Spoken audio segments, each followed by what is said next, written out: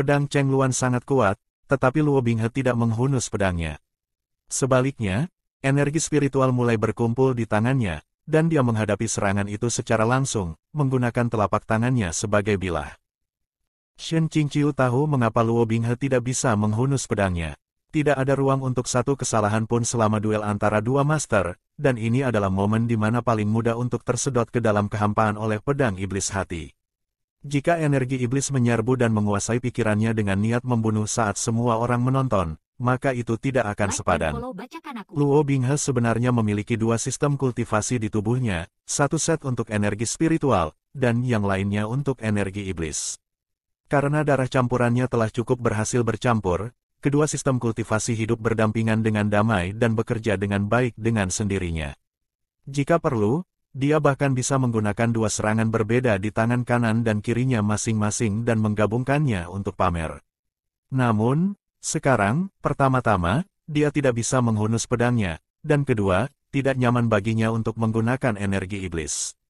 Tidak ada cara untuk menahan kekuatan destruktifnya, jadi, tanpa diduga, dia berada di level yang sama dengan Liu Qingge. Semburan suara yang sangat besar mengguncang atap, dan pelangi putih energi spiritual meledak bersama.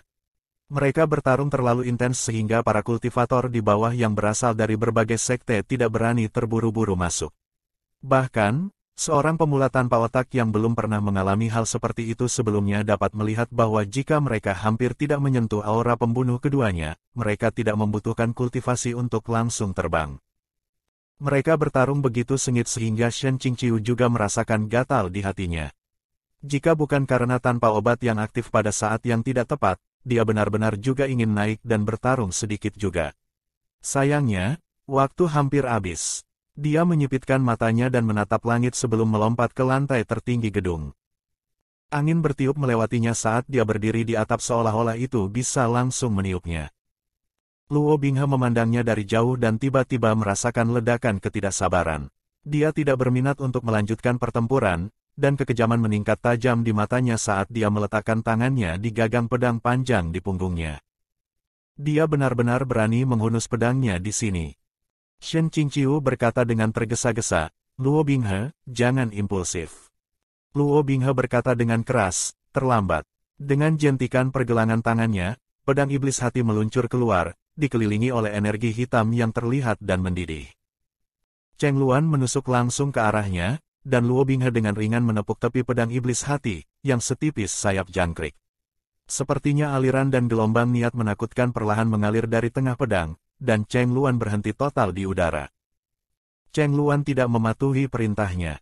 Liu Qingge belum pernah menghadapi situasi seperti ini sebelumnya, dan keterkejutan sesaat sulit untuk disembunyikan. Namun, Shen Qingqiu tahu bahwa situasinya serius. Jika Luo Binghe benar-benar diserang balik oleh pedang iblis hati sekarang, maka orang-orang di kota Huaiwi ini dan dalam jarak 100 km semua tidak perlu hidup lagi. Sebagai upaya terakhir, pedang Xiuya meninggalkan sarungnya, dan Shen Qingqiu berkata, "Luo Binghe, kemarilah. Kita harus menyelesaikan semuanya hari ini." Luo Binghe mengangkat kepalanya dan menatapnya dengan muram. Pada saat berikutnya, dia berkedip sekitar 3 kaki di depannya sebelum mengangkat tangannya untuk membuat formasi yang menutupi seluruh bagian atas atap, mengurungnya dari orang lain. Dia tertawa dengan ekspresi bengkok. "Selesaikan urusan. Bagaimana kau ingin menyelesaikan masalah? Si Zun, bisakah kau dan aku masih menyelesaikan semuanya sampai bersih sekarang?" Bagaimana mungkin mereka tidak menyelesaikan masalah sampai bersih? Shen Qingqiu menarik napas ringan.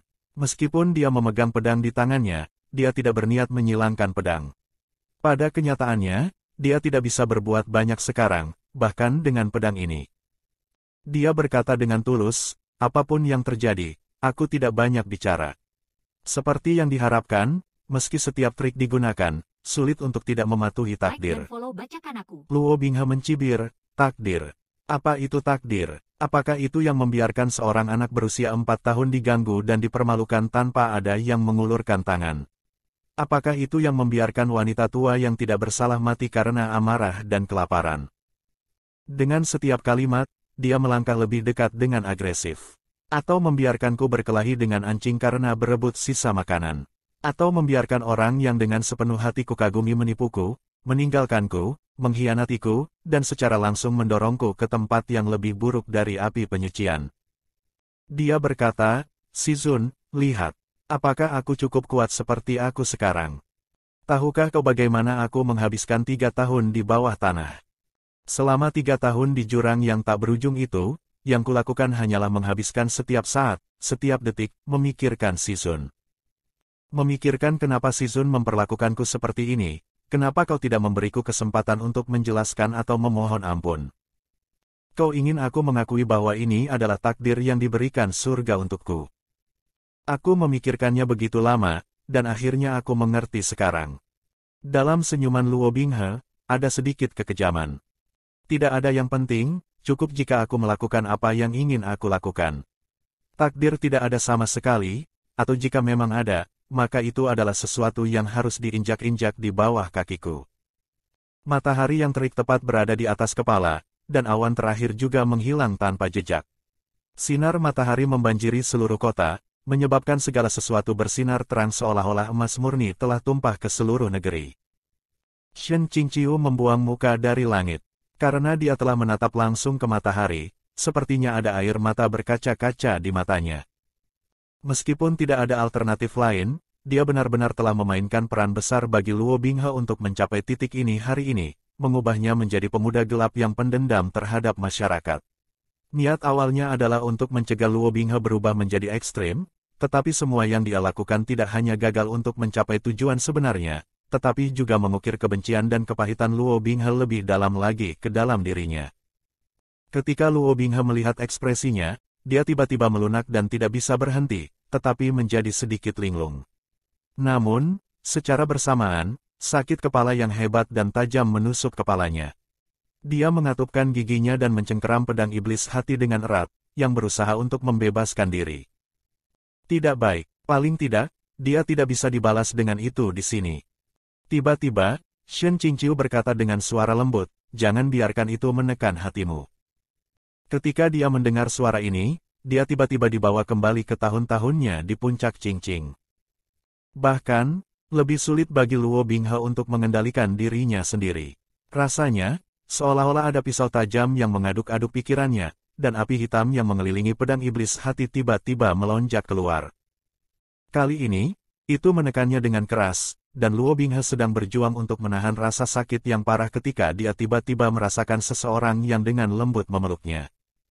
Seperti runtuhnya bendungan yang sangat besar, semburan energi spiritual membanjiri tubuh Luo Binghe, membawa kelegaan yang mirip dengan hujan badai yang deras setelah kemarau panjang. Dalam sekejap, itu memadamkan energi jahat dari pedang iblis hati yang saat ini berada di jalan buntu. Nafas Luo Binghe menjadi datar dan semuanya kembali normal, tetapi segera, jantungnya menjadi dingin. Penghancuran diri. Beberapa orang di bawah atap sudah terengah-engah dan berteriak, Shen Qingqiu menghancurkan dirinya sendiri. Shen Qingqiu melepaskan Luo Binghe dan perlahan-lahan mundur, terhuyung sekali. Pedang Xiuya jatuh lebih dulu. Tuannya telah menghancurkan energi spiritualnya sendiri, dan pedang hanya ada di sana jika tuannya ada. Pedang itu pecah menjadi beberapa bagian di udara. Shen Qingqiu selalu memiliki kebiasaan buruk menelan kembali darahnya ke tenggorokannya, tetapi pada saat itu, dia tidak bisa menelannya lagi.